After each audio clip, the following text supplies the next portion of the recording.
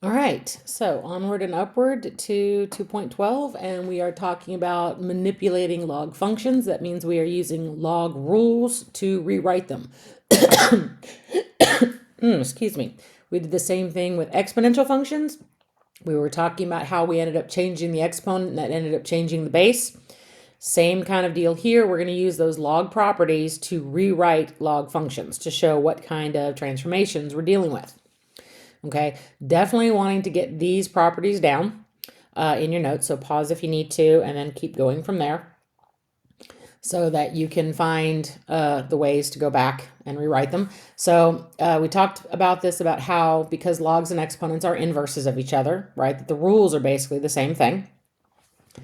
With exponents, when you multiply the bases, you add the exponents. Okay, so in logs, when you add two logs together, then you multiply the argument. Now remember what I said in 211, this part of the log statement, right, is the argument. You have the base and then you have the argument, which is the non-subscript portion, right? Okay, so same thing with the inverse on here. When you divide like exponent bases, right, then you subtract. When you subtract logs, then you divide the arguments. Okay, so it's going backwards. And then the power property, if you have an argument that is to an exponent, that is the same thing as multiplying the entire log, right? It goes basically from being the exponent to being in front of the log as a multiplication property. Okay, so we can do these transformations using these properties.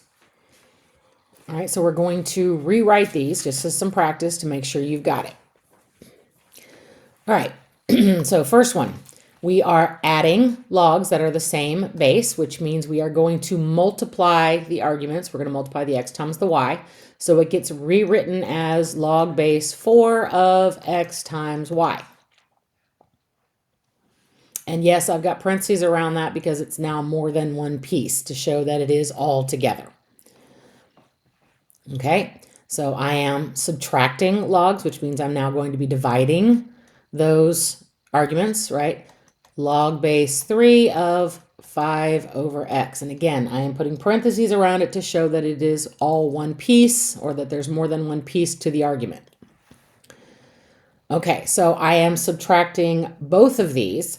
Now this is where it starts getting a little bit more interesting when we have multiple things that we are adding and subtracting, right? And whether or not there's brackets around them makes a very large difference in how they get simplified.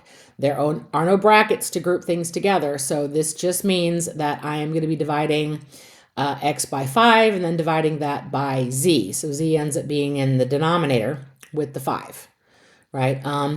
Think about it in terms of fractions. If you have x over 5 and you are dividing it by z, then that's x over 5 times 1 over z, so it ends up being in the denominator together. Okay, so all the bases are the same. No, you do not have to write the 10. Log base 10 is the normal. So log base 10, and this is going to be x over 5z. And again, put parentheses around the argument.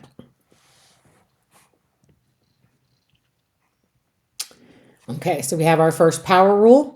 Remember that if I'm multiplying this log, and it only goes towards the log that it's attached to, again, unless there's brackets that group things together, this 3 belongs to this x, right? It becomes an exponent.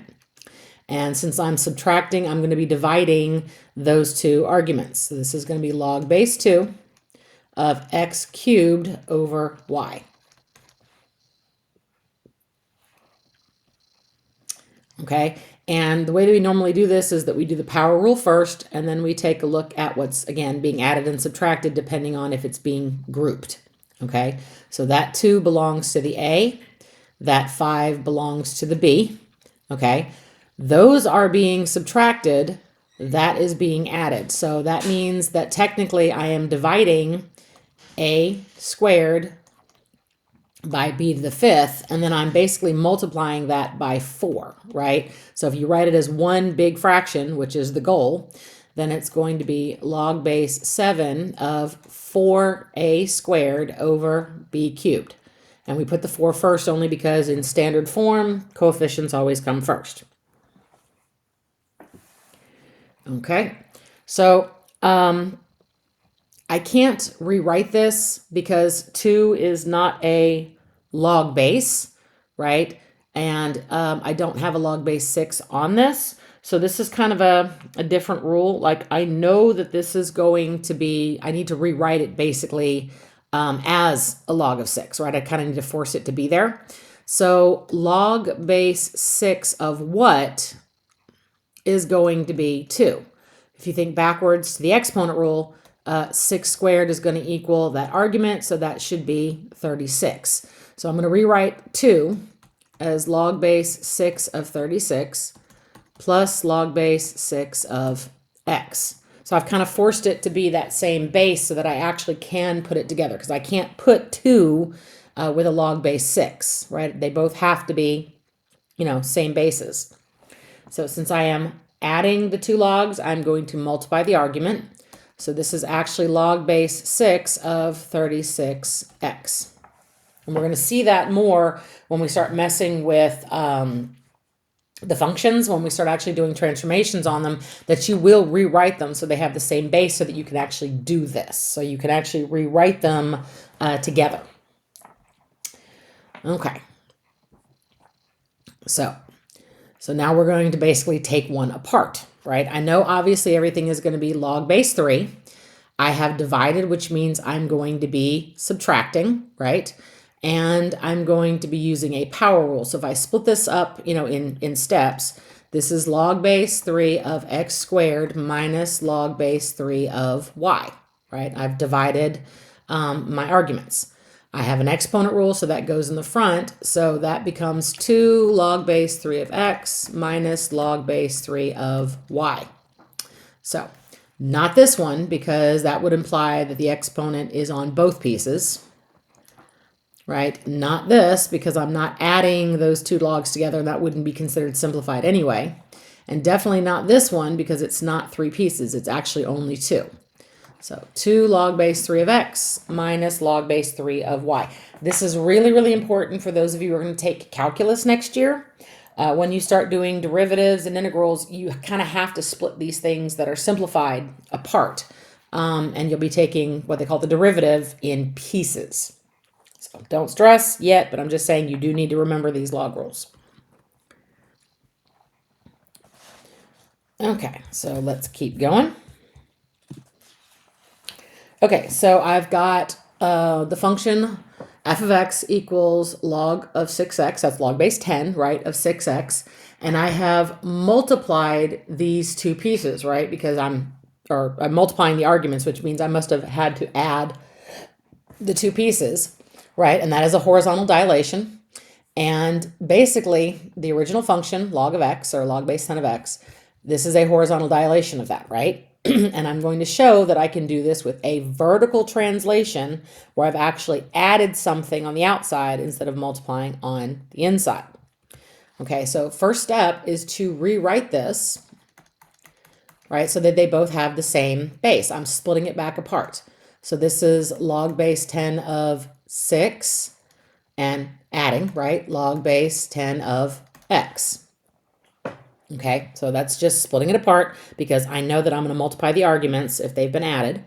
So basically, I'm done. I've already shown this. This is my parent function right here, right?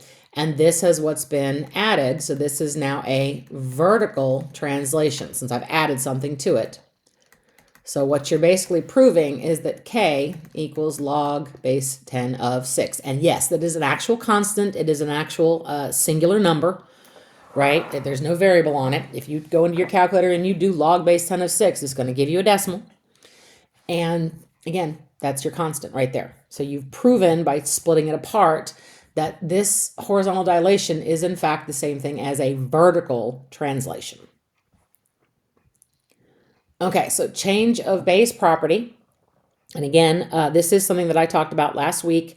Because in Desmos, the Desmos Scientific, it will not let you do log bases of anything other than 10 or log base e, which is the natural.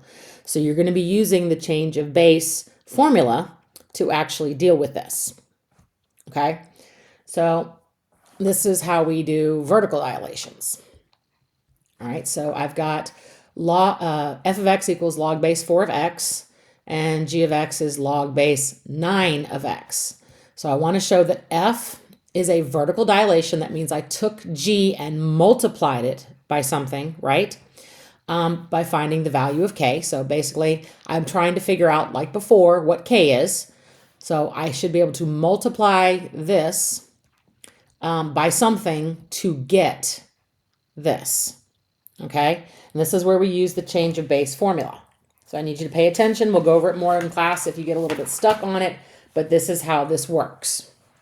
Okay, so we are going to rewrite f of x, which is log base 4 of x, using our change of base formula. And the base that I want to use is 9 so that I can get it to match g, right? So using that same formula above, notice that the base goes on the bottom and the argument goes on the top. Okay, so this is going to be log base 9 of x over log base 9 of 4. Okay, so I've rewritten this using the change of base, and the base must match the piece that I want it to transform to. Okay, so I want to make sure we get that. Notice log base 9 of x is g of x, right? That means technically I multiplied, and again, it's a multiplication statement, even though we write it as, a division. I multiplied g of x by 1 over log base 9 of 4.